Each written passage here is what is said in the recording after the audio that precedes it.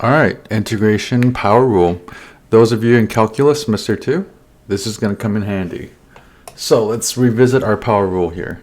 So if you have an integral of a polynomial, let's just call it x for simplicity's sake, x to the power of n, and then we write dx here to indicate that it's with respect to x.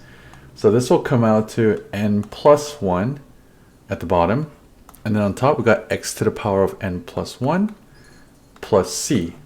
Okay, so we're gonna go into more detail about why we put plus c, but this is what you're gonna be doing for indefinite integrals for now.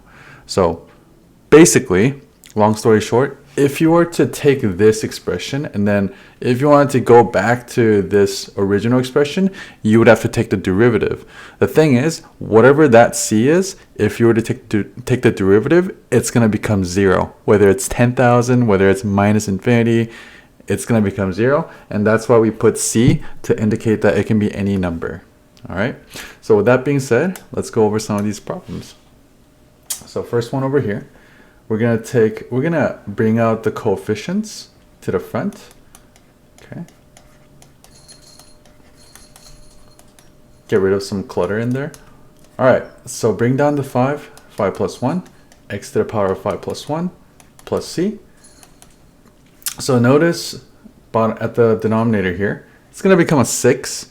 That 6 is gonna cancel out with that minus 24 to become minus 4.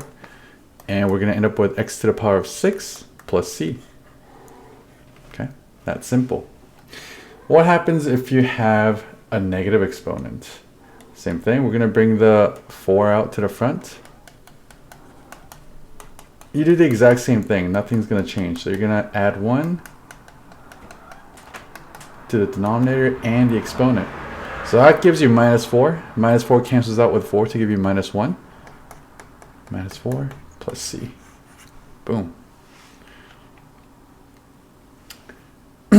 All right, so fractional exponents. So let's bring out this negative 14 over 12, negative 14 over 2 to the front, which cancels out to minus 7. All right, so we got minus 7. Bring down the 5 over 2, add it to the 1. Same thing, add it to the 1 in the exponent, and then we simplify. So on the denominator, we're going to get 2 over 2 plus 5 over 2 is 7 over 2. Okay, plus c. And then what's this going to cancel out to? It's going to cancel out to negative 2. And then we got x to the 7 over 2 plus c. Okay. Awesome. And last but not least, we got radicals here. But you just have to remember that you have to change the radical to exponent form. So again, let's bring out the negative 5 over 3 to the front. The radical third root x squared is going to equal x to the power of 2/3 dx. And we're going to carry out the operation. So we got 2/3 plus 1 at the bottom, and we got 2/3 plus 1 on top, plus c. Okay. So in the denominator, we're going to end up with 5/3 as well. 5/3 x to the 5/3 plus c.